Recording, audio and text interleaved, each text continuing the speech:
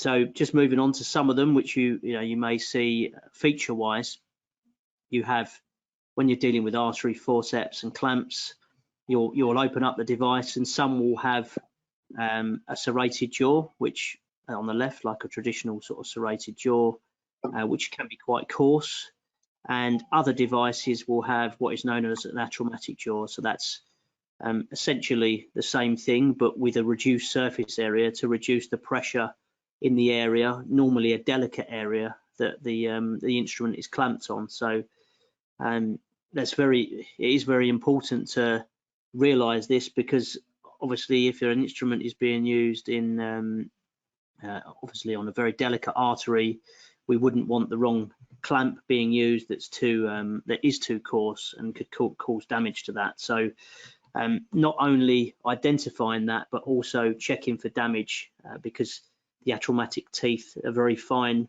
Bob, aren't they, across different instruments. They appear on DeBakey dissecting forceps and a variety of different clamps, DeBakey clamps as well.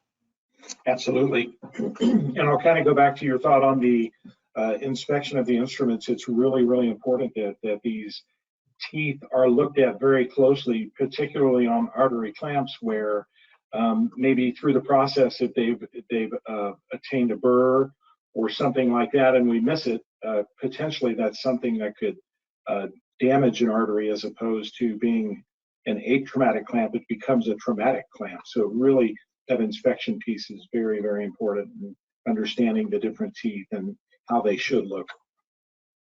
Yeah, that's it. And checking for burrs, as you say, vital.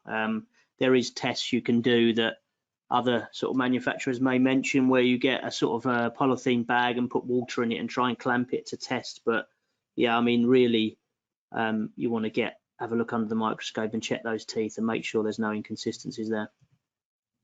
And you'll get other sort of ends on the instruments as well, meshing teeth on things like Alice tissue forceps.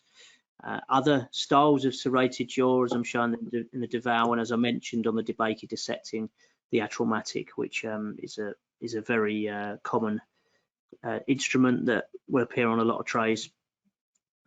And there are some instruments you look at and you think, well, what is the difference? And sometimes the instruments help you out and have some defining feature to allow you to distinguish them. And in the UK, you have the Gillies and McIndoes. McIndoes generally known from a longitudinal serration that you'll see across the device, and Gillies has a serration, a grip. Gillies has the grip going the other way. Gillies will generally be a 1 to 2 teeth on the end, and McIndoe normally serrated, although we've seen 1 to 2 varieties pop up as well, just to really confuse everyone.